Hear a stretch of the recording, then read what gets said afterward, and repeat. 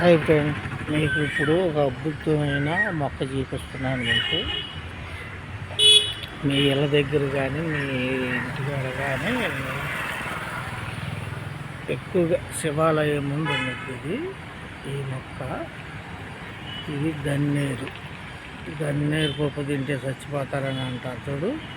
ఇది పేనము తీసిద్ది, మనిషి బాధల్లో ఉన్నప్పుడు ఉపశాంతి కలిగించిద్ది అనమాట. ఈ గన్నేరు మొక్క పార్సల్ నొప్పి కానీ, మైక్రో నొప్పి కానీ, తలకాయ నొప్పి ఉంటే కనుక ఇది బాగా చూర్ణం చేసుకుని మొక్క ఈ ఆకులు లేత ఆకులు బాగా చూర్ణం చేసుకుని బాగా నూరి పేస్ట్ లాగా కాటుకులాగా చేసుకుని, ఇప్పుడు ఒక పక్క నొప్పి ఉంటేనేమో నొప్పి లేని చోట ఈ కంటి నరం కాడ నొక్కి పట్టుకుంటే కనుక 5 సెకండ్లు పట్టుకుంటే దాని అంతటికి అదే అతుక్కునిద్ది.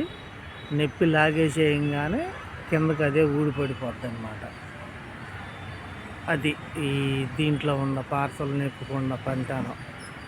అట్ట పట్టుకుంటే కనుక పార్సల్ నొప్పి ఊరినట్ట నొక్కి ఇలా పేస్ట్ లాగా చేసి, కన్ను రెప్ప ఉండేది కదా, రెప్ప కింద నరం ఉండిద్ది, ఆ నరాన్ని ఊరిని అలా పట్టుకుంటే కనుక దీన్ని కాటుకులాగా నూరి ఊరినే పార్సల్ నొప్పి ఊరినే తగ్గిపోయిద్ది అనమాట. దాంట్లో సమస్య లేదు.